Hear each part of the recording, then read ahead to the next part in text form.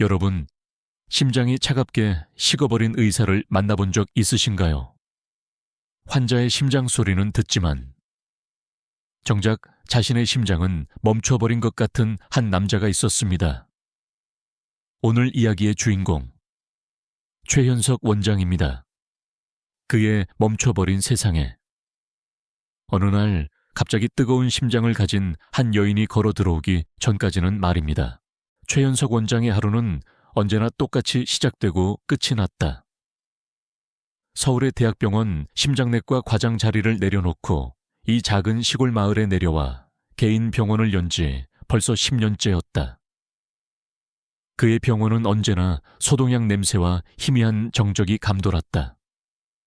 모든 것이 하얀색이었고 모든 물건은 칼로 잰 듯 제자리에 놓여 있었다. 그가 사는 세상은 마치 무균실처럼 깨끗했지만 동시에 어떤 온기도 느껴지지 않는 차가운 공간이었다. 아내가 세상을 떠난 후 그의 심장도 함께 멈춰버린 듯했다. 그는 환자를 대할 때 지극히 사무적이고 냉정했다. 그의 진단은 정확했고 처방은 효과적이었지만 그에게서 따뜻한 위로의 말을 들어본 환자는 아무도 없었다. 그는 그저 고장난 기계를 수리하는 기술자처럼 환자의 심장을 하나의 부품처럼 대할 뿐이었다. 그날도 여느 때와 같은 평범한 오후였다. 창밖에는 가을비가 추적추적 내리고 있었다. 그때 병원 문에 달린 작은 종이 맑은 소리를 내며 울렸다. 문을 열고 들어선 사람은 최현석 원장이 이 마을에서 한 번도 본 적 없는 낯선 얼굴이었다. 나이는 그와 비슷해 보였지만 분위기는 전혀 달랐다. 새빨간 외투에 화려한 스카프를 두른 그녀는 마치 잿빛 세상에 떨어진 한 송이 동백꽃 같았다. 처음 뵙겠습니다. 이화영이라고 합니다. 최근에 이 동네로 이사 왔어요. 그녀의 목소리는 맑고 생기가 넘쳤다. 그녀는 진료실에 들어서자마자 호기심 가득한 눈으로 주위를 둘러보았다. 최 원장은 무표정한 얼굴로 그녀를 진찰 의자에 앉히고는 늘 하던 대로 기계적인 질문들을 던졌다. 어디가 불편해서 오셨습니까? 글쎄요, 심장이 가끔씩 제멋대로 나비처럼 파닥거리는 것 같기도 하고 꼭 한번 진찰을 받아보고 싶어서요. 나비처럼 파닥거린다는 시적인 표현에 최 원장의 미간이 아주 살짝 찌푸려졌다. 그는 청진기를 귀에 꽂으며 사무적으로 말했다. 상의를 조금만 위로 올려주십시오. 차가운 청진기 헤드가 그녀의 가슴에 닿았다. 최 원장은 눈을 감고 소리에 집중했다. 그의 귀로 익숙한 심장 잡음과 불규칙한 리듬이 들려왔다. 부정맥.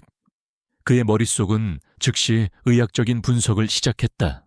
그런데 바로 그 순간이었다. 그는 소리 너머에 무언가를 느꼈다. 비록 리듬은 불규칙했지만 청진기를 통해 전해져 오는 심장의 박동은 놀라울 정도로 힘찼다.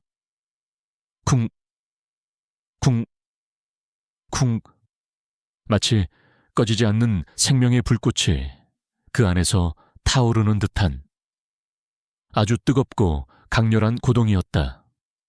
그는 수만 명의 심장 소리를 들어왔지만 이렇게 뜨거운 심장은 처음이었다. 그는 자신도 모르게 잠시 숨을 멈췄다. 몇 년 동안 단 한 번도 흔들린 적 없었던 그의 무표정한 얼굴에 아주 미세한 균열이 생겼다. 그는 황급히 청진기를 떼고 아무 일 없었다는 듯 진료를 마쳤다. 몇 가지 약을 처방하고 주의사항을 알려주는 그의 목소리는 여전히 냉정했지만 그의 내면에서는 작은 파문이 일고 있었다. 이화영 씨는 처방전을 받아들고 환하게 웃으며 감사 인사를 하고는 진료실을 나섰다. 그녀가 떠난 후 진료실은 다시 원래의 정적을 되찾았다. 하지만 공기는 미묘하게 달라져 있었다. 차가운 소독약 냄새 속에 그녀가 남기고 간 희미한 꽃향기가 섞여 있었고, 최 원장의 귓께는 여전히 그녀의 뜨거운 심장 소리가 맴도는 듯했다. 멈춰 있던 그의 세상에 아주 작은 균열이 생기기 시작한 순간이었다. 첫 진료가 있고 일주일 후, 이화영 씨는 약속된 시간에 맞춰 다시 병원을 찾았다. 그 일주일 동안 최현석 원장은 자신도 모르게 진료실 문에 달린 종소리에 귀를 기울이는 버릇이 생겼다. 혹시나 그녀가 예정보다 일찍 찾아오지는 않을까 하는, 스스로도 이해할 수 없는 기대를 품고서였다. 그는 평소답지 않게 이미 먼지 한 톨 없이 깨끗한 책상을 마른 헝겊으로 한 번 더 닦아내었다. 원장님, 안녕하세요. 지난번처럼 명랑한 목소리와 함께 그녀가 진료실로 들어섰다. 그녀의 손에는 보라색 들국화 한 송이가 들려 있었다. 그녀는 진찰 의자에 앉기 전 최 원장의 책상 위 연필꽂이에 아무렇지도 않게 그 꽃을 꽂았다. 진료실이 너무 하얀 것 같아서요. 생명이 있는 색깔이 좀 필요할 것 같아서요. 그녀의 돌발 행동에 최 원장은 순간 할 말을 잃었다. 그의 완벽하게 통제된 무균실 같은 공간에 예고 없이 침입한 작은 생명체. 그의 첫 반응은 당혹감이었다. 그의 질서정연한 세계에 생긴 하나의 변수, 하나의 오점이었다. 그는 당장 치우라고 말하려 했지만 어찌 된 일인지 입이 떨어지지 않았다. 새하얀 책상 위에서 홀로 빛나는 보랏빛 들국화의 색이 이상하리만치 선명하게 그의 눈에 들어왔다. 그날 이후 그것은 그들만의 작은 의식이 되었다. 이화영 씨는 진료를 받으러 올 때마다 길가에서 꺾은 작은 들꽃을 가져왔다. 연필꽂이는 어느새 작은 화병이 되었고, 최 원장의 하얀 책상 위에는 계절의 변화를 알리는 작은 색점들이 하나둘씩 늘어갔다. 노란 민들레, 분홍빛 토끼풀꽃, 그리고 하얀 개망초까지. 그들의 대화도 변하기 시작했다. 처음에는 심장의 박동수와 혈압 수치 같은 건조한 숫자들만이 오갔지만 이제는 그들의 삶이 대화의 주제가 되었다. 이화영 씨는 새로 이사온 시골집의 낡은 텃밭을 가꾸는 이야기, 동네 담벼락에 핀 능소화를 보고 어떤 그림을 그릴지 구상하는 이야기들을 신나게 늘어놓았다. 원장님은 취미가 뭐예요?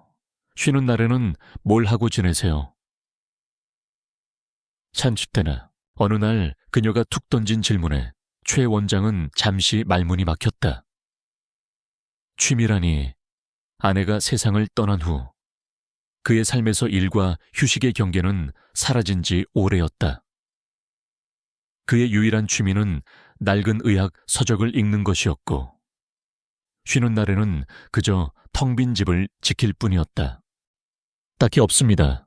그의 짧은 대답에 이화영 씨는 안타깝다는 표정을 지었다. 그러면 안 되는데, 의사 선생님이 자기 몸을 너무 안 돌보시네요. 심장이라는 게 꼭 몸에만 있는 건 아니잖아요. 마음에도 심장이 있는데, 그 심장도 가끔은 햇볕을 쬐어줘야죠. 그녀의 말은 의학적으로는 전혀 근거가 없었지만 이상하게도 그의 마음에 깊은 울림을 남겼다. 그는 처음으로 자신의 삶을 객관적으로 돌아보게 되었다. 환자의 심장은 그렇게 열심히 들여다보면서 정작 자신의 마음이 얼마나 황폐해졌는지는 까맣게 잊고 살았다.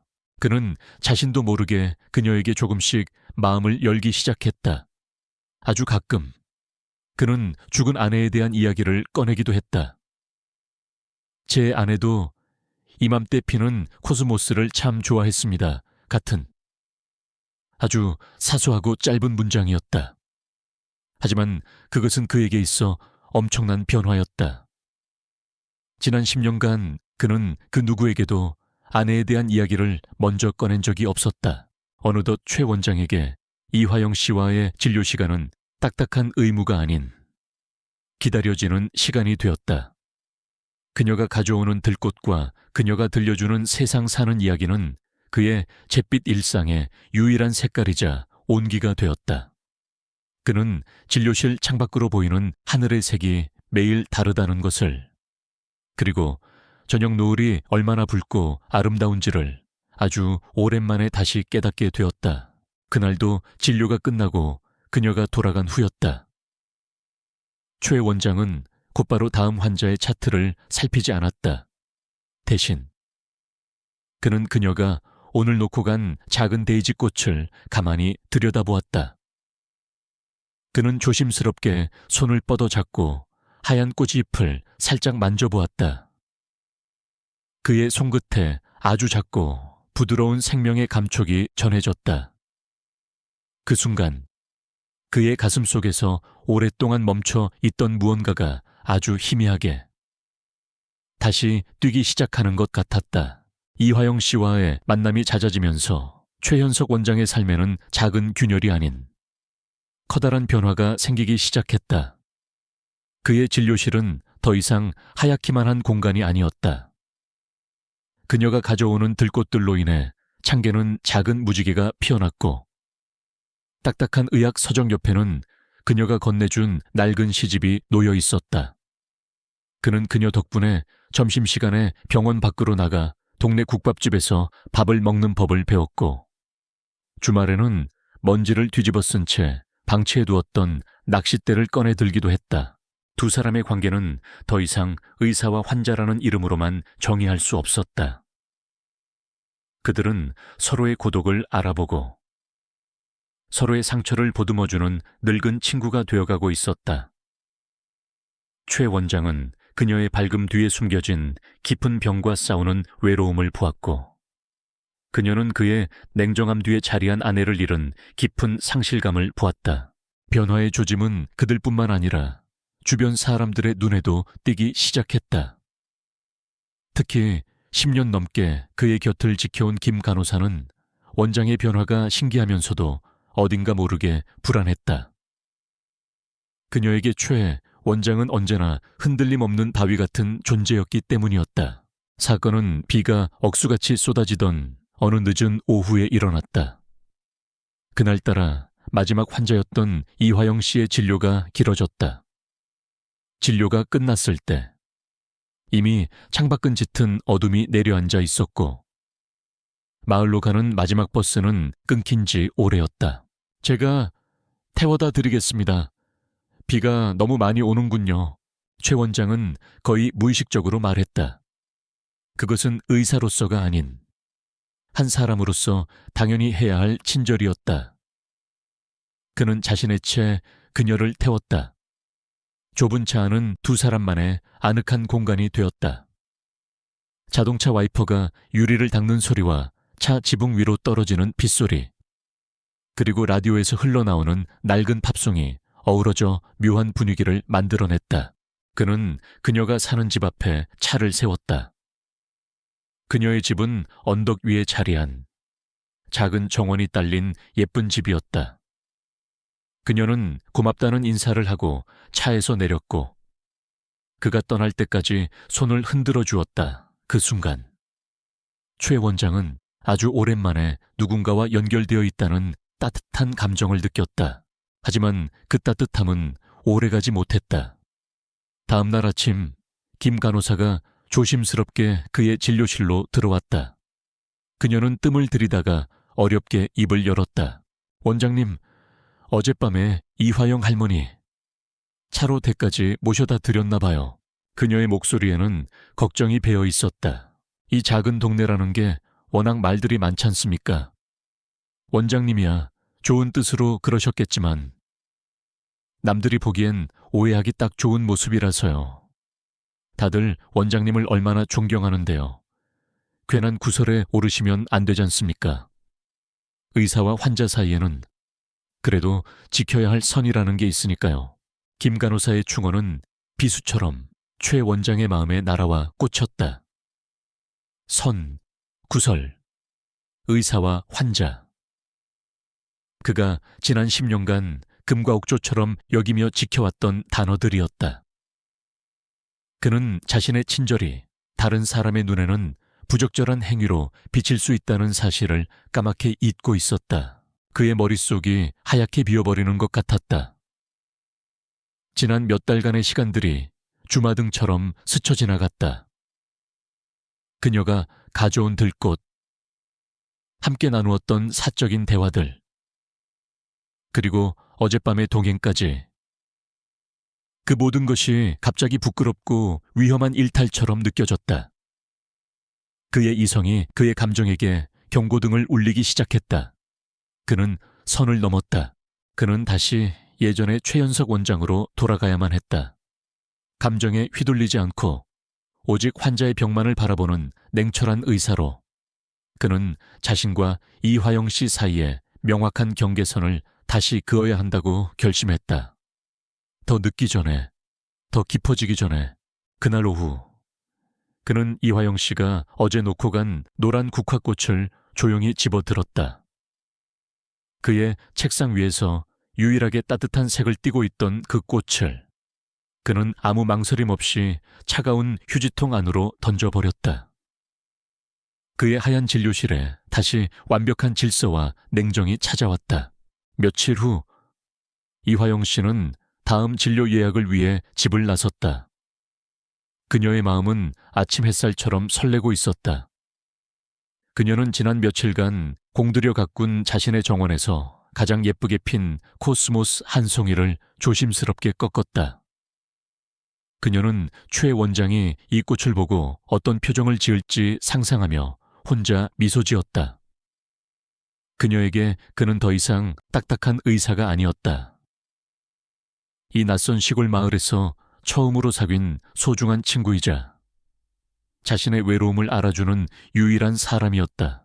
하지만 진료실에 들어서는 순간 그녀는 무언가 잘못되었음을 직감했다. 진료실의 공기는 예전처럼 차갑고 건조했다. 언제나 그녀를 희미한 미소로 맞아주던 최 원장은 오늘따라 표정 없는 얼굴로 차트만 내려다보고 있었다. 그가 풍기는 분위기는 마치 두꺼운 얼음벽 같아서 그녀는 차마 쉽게 다가갈 수 없었다. 앉으시죠. 그의 목소리는 어떤 감정도 실려 있지 않았다. 그녀는 어색하게 의자에 앉아 준비해온 코스모스 꽃을 테이블 위에 올려놓았지만 그는 눈길 한번 주지 않았다. 그녀는 이유를 알 수 없는 서운함과 불안감에 휩싸였다. 진찰은 평소보다 훨씬 더 기계적으로 진행되었다. 그는 그녀의 정원이나 그림에 대해 묻지 않았다. 오직 그녀의 증상에 대해서만. 그것도 복잡한 의학 용어를 섞어가며 딱딱하게 질문할 뿐이었다. 그녀는 마치 친구가 아닌 고장난 기계부품이 된 기분이었다. 최 원장은 청진기를 그녀의 가슴에 대었다. 그는 애써 평정심을 유지하려 했지만 그의 귀에 들려오는 심장 소리는 이전보다 조금 더 불규칙했다. 의학적으로는 약물 교체가 필요한 그리 심각하지 않은 변화였다. 하지만 원칙과 두려움에 사로잡힌 그는 이 상황을 그녀에게 따뜻하게 설명해 줄 이성의 끈을 놓아버렸다. 그는 아무 말 없이 새로운 처방전을 작성하기 시작했다. 이전보다 훨씬 더 강력한 부정맥 치료제였다. 그는 처방전을 그녀에게 건네며 마치 판결을 내리는 판사처럼 차갑게 말했다. 증상이 조금 더 진행됐습니다. 오늘부터 이 약으로 바꾸도록 하죠. 이전 약보다 독할 수 있으니 부작용이 나타나는지 잘 살펴보시고요. 그의 냉정한 말 한마디 한마디가 이화영 씨의 가슴에 비수처럼 꽂혔다. 증상이 더 진행됐다. 더 독한 약, 부작용. 그녀의 머릿속에서 그 단어들이 공포스럽게 메아리 쳤다. 그녀는 그의 갑작스러운 태도 변화를 감정적인 거리두기로 받아들이지 못했다. 그녀는 그것을 의사가 시한부 환자에게 보이는 냉정한 동정이라고 오해했다. 나의 병이 이제는 손 쓸 수 없을 만큼 심각해진 거구나. 그래서 저렇게 차갑게 구는 거야. 더 이상 희망을 줄 수 없으니까. 이제 나는 그에게 친구가 아니라 그저 죽어가는 환자일 뿐이야. 그녀의 뜨거웠던 심장이 순식간에 차갑게 식어내렸다. 세상의 모든 색깔이 빛을 잃고 잿빛으로 변하는 것 같았다. 그녀는 떨리는 목소리로 마지막 희망을 붙잡듯 물었다. 원장님, 제 상태가 많이 안 좋은 건가요? 그녀의 눈에는 절박한 물음이 담겨 있었지만 최 원장은 애써 그 눈을 피했다. 그는 경계선을 지켜야 한다는 강박에 사로잡혀 가장 잔인한 대답을 하고 말았다. 우선 꾸준히 약을 드시면서 앞으로의 경과를 지켜봐야 합니다. 그의 회피는 그녀에게 사형 선고나 다름없었다. 그녀는 더 이상 아무것도 묻지 않았다. 그녀는 처방전을 쥔 채 좀비처럼 비틀거리며 진료실을 나섰다. 그녀가 가져온 코스모스 꽃은 그의 책상 위에서 외롭게 시들어가고 있었다. 진료실을 나온 그녀는 넋이 나간 사람처럼 거리를 걸었다. 평소라면 아름답게 보였을 마을의 풍경이 아무것도 눈에 들어오지 않았다. 그녀는 자신의 손을 내려다보았다. 아직 따뜻한 온기가 남아있는 이 손으로 얼마나 더 그림을 그릴 수 있을까? 그녀의 발걸음은 자연스럽게 집이 아닌 작은 언덕 위에 있는 그녀의 작업실로 향했다. 그녀는 남은 시간이 얼마 없다는 절망감 속에서 마지막 불꽃을 태우기로 결심했다. 최현석 원장에게서 사형 선고를 받았다고 믿게 된 순간부터 이화영 씨의 시간은 다르게 흐르기 시작했다. 그녀는 자신의 작은 작업실에 스스로를 가두었다. 작업실 안은 온통 유화물감과 테레빈유 냄새로 가득했고 사방에는 미완성된 캔버스들이 어지럽게 널려 있었다. 그녀는 마치 시간에 쫓기는 사람처럼 미친 듯이 붓을 움직였다. 그녀는 먹는 것도 자는 것도 잊었다. 그녀의 머릿속에는 오직 한 가지 생각뿐이었다. 자신의 눈에 보이는 이 세상의 아름다움을, 자신의 심장이 멈추기 전에 조금이라도 더 화폭에 담아내야 한다는 절박함. 그녀의 그림은 이전보다 훨씬 더 강렬하고 화려한 색채로 타오르고 있었다. 하지만 그 화려함 속에는 죽음을 앞둔 사람의 처절한 슬픔이 배어 있었다. 며칠이 지나고 그녀의 다음 진료 예약 날짜가 되었다. 최현석 원장은 애써 태어난 척했지만 아침부터 자꾸만 진료실 문을 쳐다보게 되었다. 점심시간이 지나고 오후가 되어도 그녀는 나타나지 않았다. 성실했던 환자가 아무 연락도 없이 예약을 어긴 것은 처음 있는 일이었다. 원장님, 이화영 할머니 오늘 예약이신데. 안 오시네요. 혹시 무슨 일 있으신 걸까요? 김 간호사의 걱정스러운 말에 최 원장의 마음속에 있던 불안감이 증폭되었다. 그는 지난번 진료 때 싸늘하게 굳어있던 그녀의 얼굴과 절박하게 무언가를 묻던 그녀의 눈빛을 떠올렸다. 설마 약 부작용이라도 생긴 것은 아닐까? 아니면 정말로 병세가 갑자기 악화된 것은 아닐까? 그는 더 이상 진료실에 앉아 있을 수 없었다. 의사로서의 책임감과 한 남자로서의 걱정이 뒤섞여 그의 발걸음을 재촉했다. 그는 김 간호사에게 병원을 맡기고 서둘러 차를 몰아 언덕 위에 있는 그녀의 집으로 향했다. 그녀의 집은 불길할 정도로 고요했다. 현관문은 살짝 열려 있었다. 그는 조심스럽게 안으로 들어서며 그녀의 이름을 불렀지만 아무 대답도 들려오지 않았다. 집 안에서는 강한 유화 물감 냄새가 풍겨왔다. 그는 냄새를 따라 뒤뜰에 있는 작은 작업실로 향했다. 문을 여는 순간 그는 눈앞의 광경에 숨을 멈췄다. 작업실은 전쟁터처럼 어지러웠고 그 한가운데에 이화영 씨가 쓰러져 있었다. 그녀는 이젤 옆에 쓰러진 채 창백한 얼굴로 미동도 없이 누워 있었다. 그녀의 손에는 아직 마르지 않은 붓이 쥐어져 있었고 주변에는 약 봉투와 엎질러진 찻잔이 뒹굴고 있었다. 이화영 씨, 최 원장은 본능적으로 그녀에게 달려갔다. 그는 재빨리 그녀의 맥박과 호흡을 확인했다. 맥박은 약했고 호흡은 불규칙했다. 심한 탈진과 영양실조, 그리고 강한 약을 빈속에 복용한 탓에 쇼크 상태에 빠진 것이었다. 지체할 시간이 없었다. 그가 그녀를 조심스럽게 안아들려 할 때 그의 눈에 그녀가 마지막까지 그리고 있던 캔버스가 들어왔다. 그 그림을 보는 순간 그는 심장이 멎는 듯한 충격을 받았다. 캔버스에는 앙상한 가지만 남은 회색빛의 죽은 나무 한 그루가 그려져 있었다. 그런데 그 죽은 나무의 가장 끝자락 나뭇가지 위에서 마치 모든 절망에 저항하듯 새빨간 동백꽃 한 송이가 위태롭게 피어 있었다.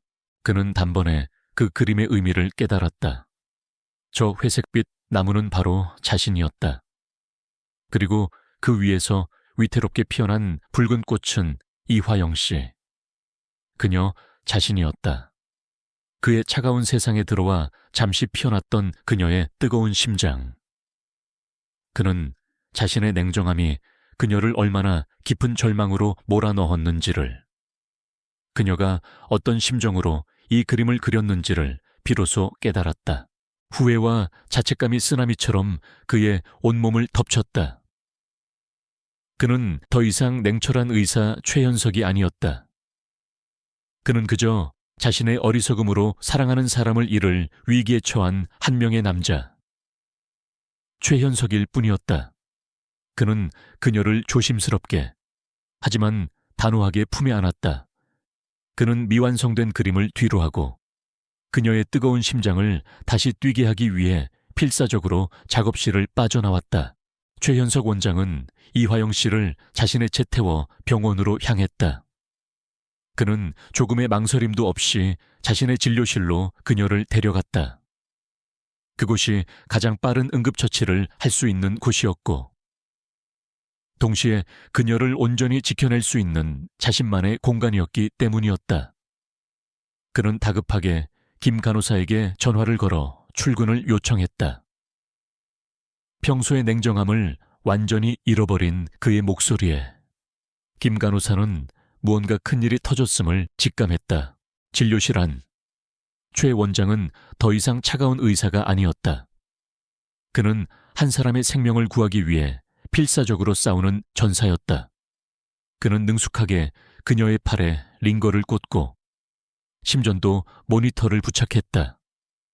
삐삐 하고 울리는 불규칙한 기계음이 그의 심장을 철렁하게 만들었다. 그의 하얀 의사가운은 더 이상 세상과 그를 분리하는 갑옷이 아니었다. 소중한 사람을 지키기 위한 그의 유일한 무기였다. 몇 시간에 걸친 응급처치 끝에 마침내 이화영 씨의 상태는 안정을 되찾았다. 불규칙하던 심장 박동은 느리지만 점차 정상 리듬을 찾아갔고 창백하던 얼굴에도 희미한 혈색이 돌기 시작했다. 김 간호사를 돌려보낸 후 최 원장은 그녀의 침대 옆에 홀로 앉아 잠든 그녀의 모습을 지켜보았다. 규칙적으로 울리는 심장 모니터 소리가 고요한 진료실을 채웠다. 긴장이 풀리자 그제야 그의 온몸으로 엄청난 두려움과 후회가 밀려왔다. 그는 잠든 그녀의 얼굴을 바라보았다. 웃을 때마다 예쁘게 잡히던 눈가의 주름, 세월의 흔적이 새겨진 가느다란 손. 그는 하마터면 이 모든 것을 자신의 어리석음 때문에 영원히 잃을 뻔했다. 그가 그토록 지키려 했던 원칙과 평판, 그 모든 것들이 한순간에 무의미하게 느껴졌다. 그는 지난 몇 달을 되돌아보았다. 처음 그녀가 진료실 문을 열고 들어왔던 날부터 그녀가 놓고 간 작은 들꽃들, 그녀와 나누었던 소소한 대화들까지 그 모든 순간들이 그의 잿빛 세상의 유일한 빛이었음을 그는 비로소 인정해야만 했다. 그녀는 그저 환자가 아니었다. 그의 멈춰버린 시간을 다시 흐르게 한 유일한 사람이었다. 그때 이화영 씨가 희미한 신음과 함께 천천히 눈을 떴다.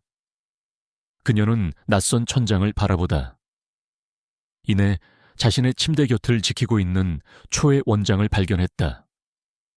그녀의 눈빛은 아직 혼란스러웠다. 그녀가 무언가 말을 하려 입을 열었을 때 그가 먼저 그녀의 손을 조심스럽게 잡았다. 그리고 참아왔던 모든 감정을 토해내기 시작했다. 미안합니다. 정말 미안합니다. 이화영 씨, 그의 목소리는 죄책감으로 심하게 떨리고 있었다. 내가 두려웠습니다. 내 원칙, 내 평판, 지난 10년간 나를 지탱해온 그 모든 것들이 무너지는 게 두려워서 당신에게 일부러 차갑게 굴었습니다. 당신의 병이 심각해서가 아니었습니다. 당신과 가까워지는 내 자신이 내가 감당이 안 돼서 그랬습니다. 그의 눈가에 뜨거운 눈물이 맺혔다. 그는 지난 10년간 단 한 번도 남 앞에서 눈물을 보인 적이 없었다. 아내가 죽고 내 심장도 그날 함께 멈춘 줄 알았습니다. 그저 숨만 쉬는 껍데기로 살아왔습니다. 그런데 당신을 만나고 당신의 그 뜨거운 심장 소리를 듣고 멈췄던 내 심장이 다시 뛰기 시작했습니다. 그걸 인정하는 게 너무나도 무서웠습니다. 이화영 씨, 당신이 내 심장을 다시 뛰게 만들었습니다.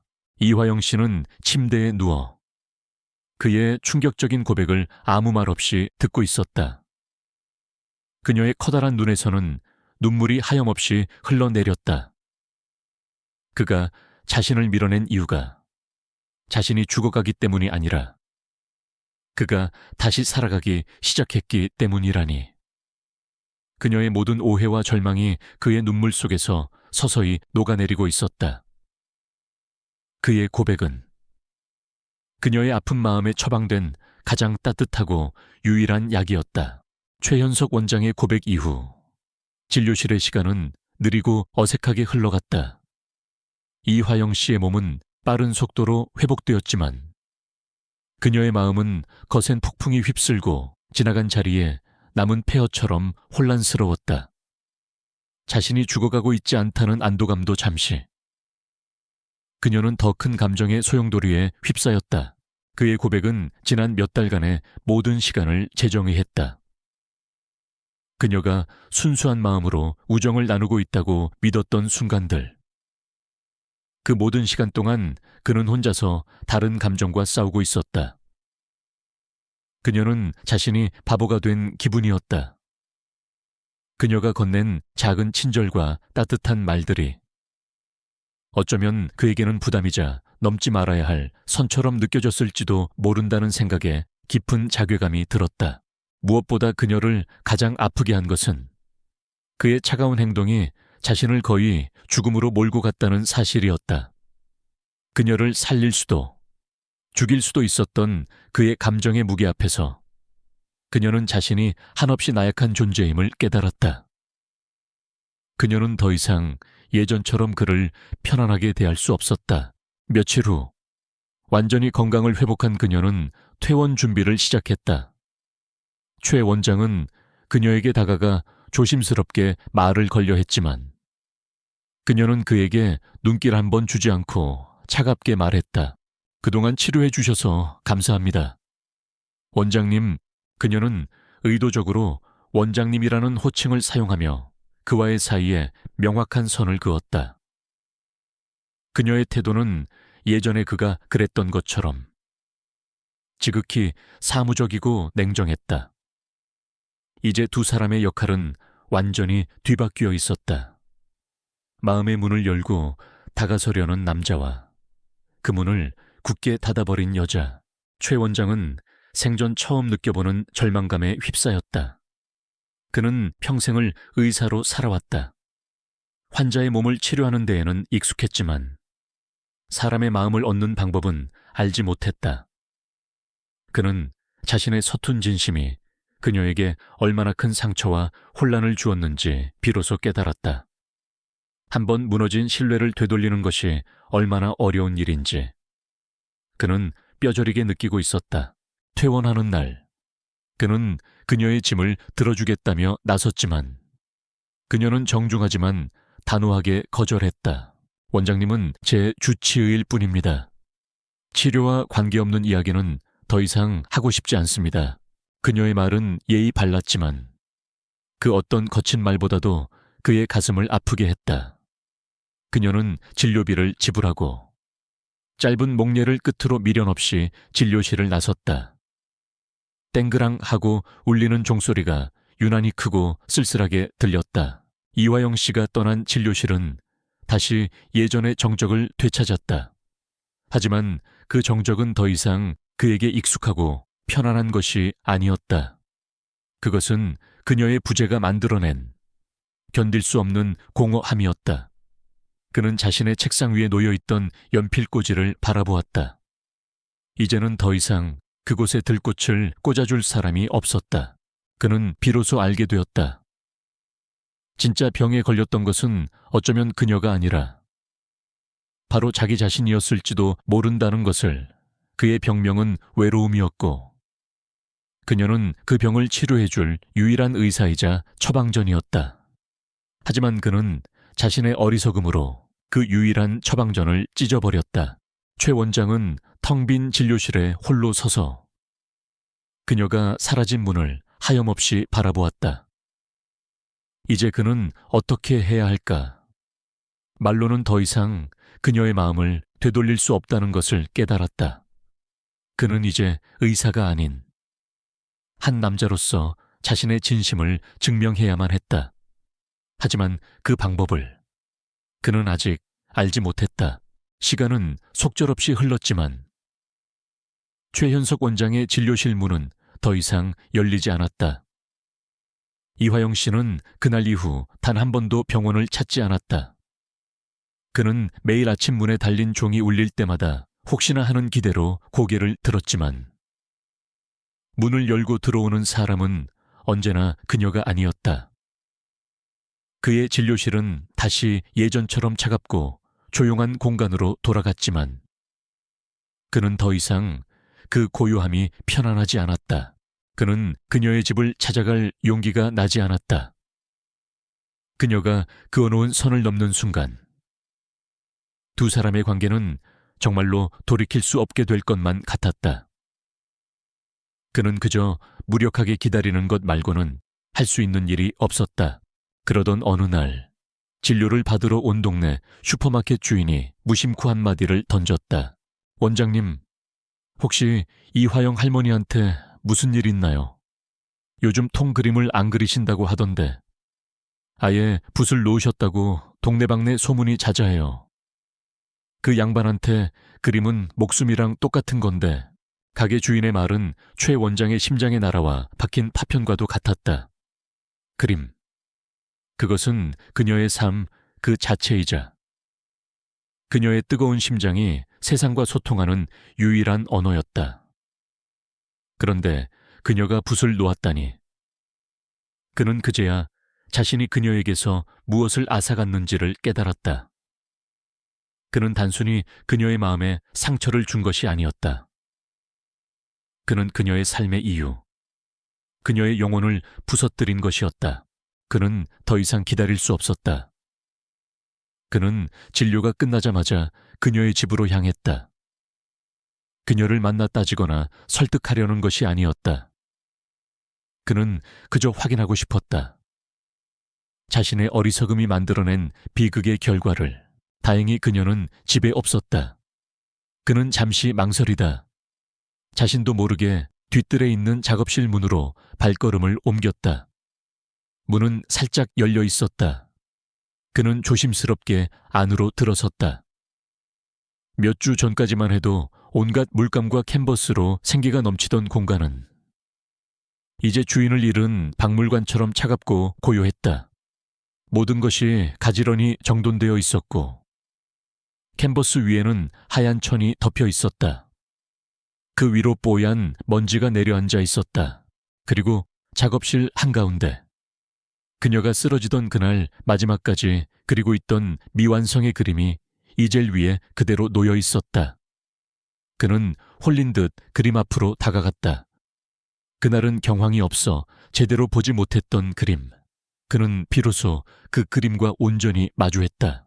그림의 대부분을 차지하고 있는 것은 앙상하고 뒤틀린 회색빛의 겨울 나무였다.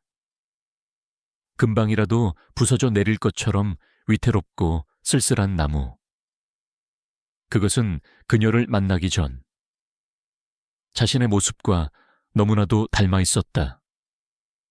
그런데 그 죽은 나무의 가장 높은 가지 끝에서 믿을 수 없게도 새빨간 동백꽃 한 송이가 피어 있었다.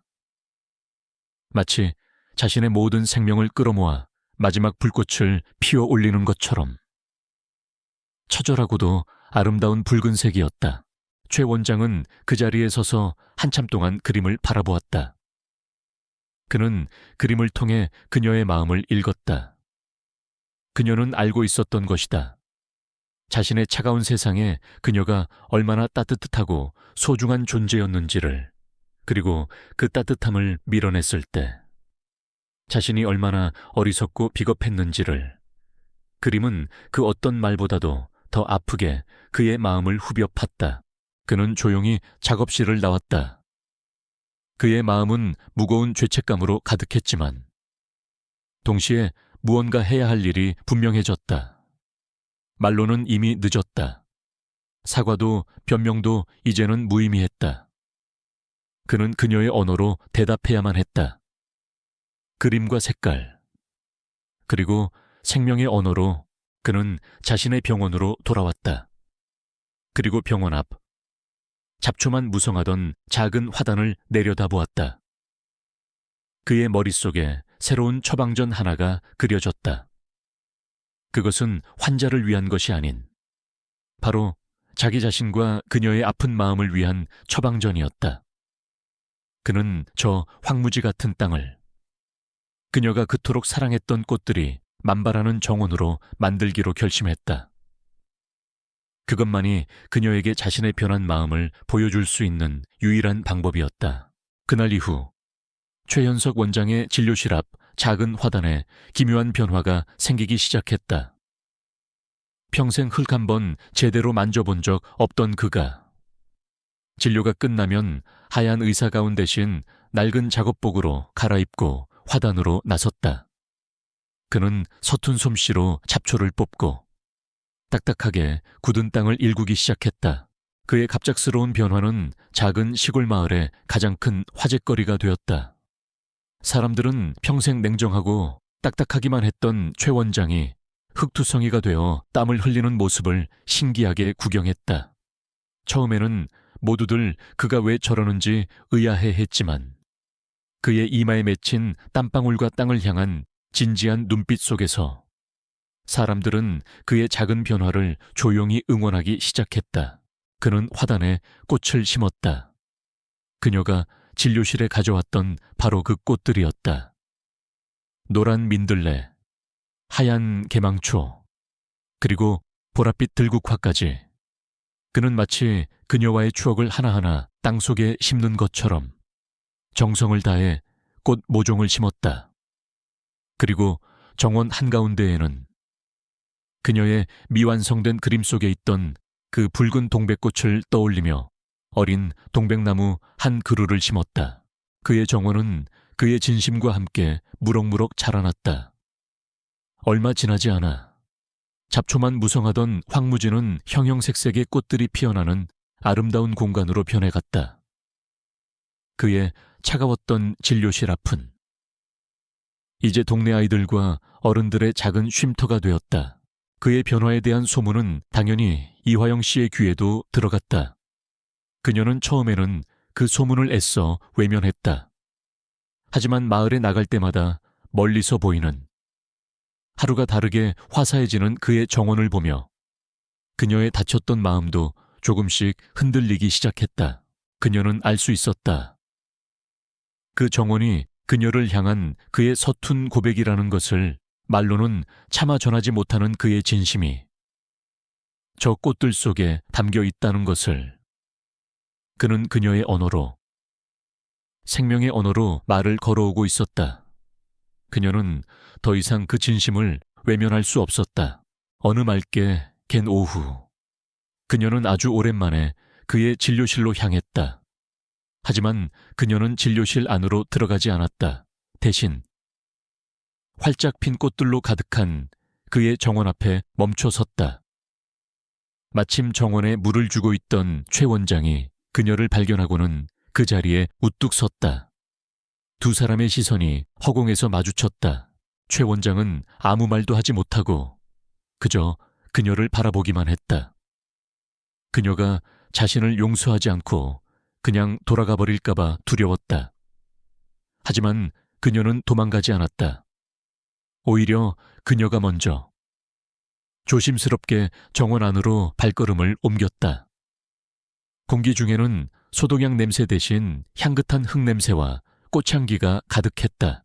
그녀는 활짝 핀 데이지 꽃 앞에 쭈그리고 앉아 작은 꽃잎을 부드럽게 쓰다듬었다. 그리고는 나지막이 말했다. 정원이 참 예쁘네요. 원장님, 그 한마디에 최 원장의 마음을 짓누르던 모든 불안과 후회가 눈 녹듯 사라졌다. 그는 그녀의 곁으로 다가가 떨리는 목소리로 대답했다. 당신이 나에게 가르쳐준 것들입니다. 두 사람은 더 이상 긴 말을 하지 않았다. 그의 서툰 정원이, 그리고 그 정원을 찾아온 그녀의 발걸음이 이미 모든 것을 말해주고 있었다. 그들은 과거의 오해와 상처에 대해 묻지 않았다. 대신 함께 정원을 거닐며 이제 막 피어난 꽃들의 이름을 이야기했다. 최 원장은 그녀를 정원 한가운데에 심은 어린 동백나무 앞으로 데려갔다. 그녀는 아직은 앙상한 그 작은 나무를 애틋한 눈빛으로 바라보았다. 그리고는 조심스럽게 손을 뻗어 파릇파릇한 새 잎사귀 하나를 부드럽게 만졌다. 그 순간 두 사람은 알 수 있었다. 그들의 시간도 저 어린 동백나무처럼 이제 막 새로운 봄을 맞이하고 있다는 것을 의사와 환자가 아닌 최현석과 이화영이라는 이름으로 1년 후 최현석 원장의 진료실은 더 이상 차갑지 않았다. 하얀 벽에는 이화영 씨가 그린 화사한 풍경화 몇 점이 걸렸고 그의 책상 위 연필꽂이에는 언제나 이름 모를 들꽃이 향기를 피워 올리고 있었다. 그의 변화는 진료실 풍경만이 아니었다. 그는 이제 환자의 말에 더 오래 귀 기울이고 따뜻한 농담을 건넬 줄 아는 동네에 친절한 의사 선생님이 되어 있었다. 이화영 씨 역시 그림붓을 다시 잡았다. 절망 속에서 마지막 불꽃처럼 그림을 그리던 예전과는 달랐다. 이제 그녀의 그림에는 평화와 기쁨, 그리고 사랑이 담겨 있었다. 그녀의 작업실은 다시 한번 생기로 가득 찼고 그녀의 그림은 마을의 작은 갤러리에 걸려 많은 사람들에게 따뜻한 위로를 전해주었다. 두 사람은 연인이었지만 젊은 사람들처럼 뜨겁게 사랑을 속삭이지는 않았다. 대신 그들은 서로의 삶에 가장 편안하고 든든한 동반자가 되어주었다. 함께 아침을 먹고 함께 정원을 가꾸고 저녁이 되면 나란히 앉아 책을 읽었다.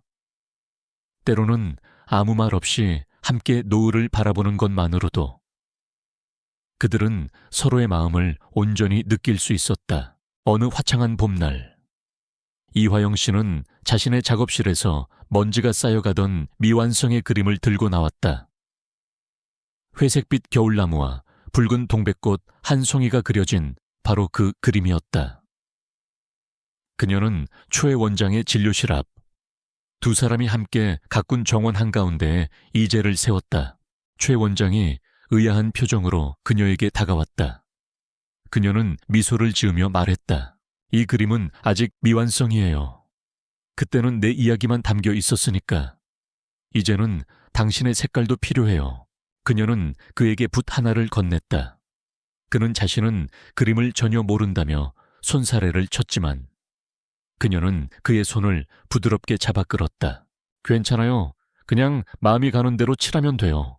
우리가 함께 정원을 가꾼 것처럼. 두 사람은 나란히 서서 함께 붓을 들었다. 최 원장은 그녀의 손길에 이끌려 앙상하던 회색빛 나뭇가지 위에 서툰 솜씨로 초록색 잎사귀들을 그려 넣기 시작했다. 그리고 그 옆으로 노랗고 파란 작은 꽃들을 피워냈다. 그들의 붓질이 더해질수록 절망을 상징하던 겨울나무는 생명력으로 가득한 봄의 나무로 다시 태어나고 있었다. 외롭게 피어있던 붉은 동백꽃은 이제 더 이상 혼자가 아니었다. 마침내 그림이 완성되었다. 그것은 한 사람의 작품이 아닌 두 사람의 마음이 더해져 만들어낸 세상에 단 하나뿐인 그림이었다. 그들은 완성된 그림을 말없이 바라보았다. 그리고는 서로를 마주보며 조용히 미소 지었다. 차가운 진료실 안에서 위태롭게 시작되었던 그들의 인연은 이제 따뜻한 봄의 정원 속에서 하나의 아름다운 풍경으로 완성되었다. 오늘 이야기는 여기까지입니다. 참 아름다운 이야기죠. 잿빛 겨울나무 같던 한 남자의 세상에 붉은 꽃과 같던 한 여인이 찾아와 마침내 함께 숲을 이룬 이야기. 인생의 황혼역에서야 비로소 진짜 자신의 봄을 맞이한 두 사람의 이야기 말입니다. 여러분, 혹시 너무 늦었다고 생각하며 무언가를 포기하고 있지는 않으신가요? 과거의 상처 때문에, 혹은 미래에 대한 두려움 때문에 마음의 문을 닫고 계시지는 않나요? 오늘 이야기가 우리에게 말해주는 것처럼 어쩌면 인생의 가장 눈부신 순간은 우리가 모든 것을 내려놓았다고 생각한 바로 그 지점에서 시작될지도 모릅니다. 여러분, 마음속의 정원은 지금 어떤 모습인가요? 여러분의 늦깎이 사랑, 혹은 뒤늦게 찾은 인생의 열정에 대한 이야기가 있다면 댓글로 저희에게도 들려주세요. 오늘 이야기가 마음에 드셨다면 좋아요와 구독으로 저희 채널을 응원해 주시는 것도 잊지 마시고요. 다음 이 시간 더욱 따뜻한 이야기로 돌아오겠습니다.